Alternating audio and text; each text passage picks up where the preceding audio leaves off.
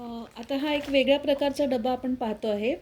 हा डब्यावर बघाल तर तुम्ही इथे एक नॉब आहे आणि इथे त्याला एक सील करायला पट्टी आहे. आपल्या किचनमध्ये आपल्याला माहिती आहे की आपल्याला पापड, काजू, बदाम किंवा छोले हे पदार्थ आपण रोज वापरत नाही. तर त्याचं क्रंची किंवा ताजेपणा मेंटेन करायला आपल्याला एअरटाईट टिफिन लागतात. तसा हा एअरटाईट टिफिन आहे. व्हॅक्यूम सील म्हणू आपण. आणि हा त्याचा पंप आहे. जेव्हा तुम्हाला आता काजू सेव्ह करायचे आहेत तर तुम्ही ह्यात काजू घालायचे आहेत. आता तुम्ही हा झाकण लावल्यावर बाहेरची हवा याच्या आत जाणार नाही, पण इथे जी हवा आत डब्यात साठलेली आहे ती मॉइश्चराईज होऊन पदार्थ मऊ पडणं किंवा त्याचं क्रंच कमी होणं हे होत असतं.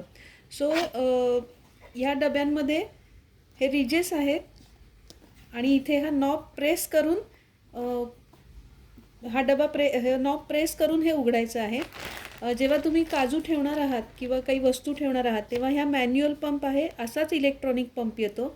या पंपच्या साहाय्याने इथे हा पंप जोडून तुम्ही त्यातली हवा काढून टाकायची आहे आणि हे मग जे काही पदार्थ तुम्ही स्टोअर कराल ते महिनोन-महिने क्रंची, फ्रेश, व्यवस्थित राहतील. आणि जेव्हा तुम्हाला काढायचं आहे तेव्हा इथे प्रेस करायचं, एक पर्टिक्युलर आवाज येतो आणि त्यानंतर हे हलकं होऊन तुम्ही उघडू शकता. सो मॅन्युअल पंप आहे. हे दोन तुम्ही सेपरेट घेऊ शकता.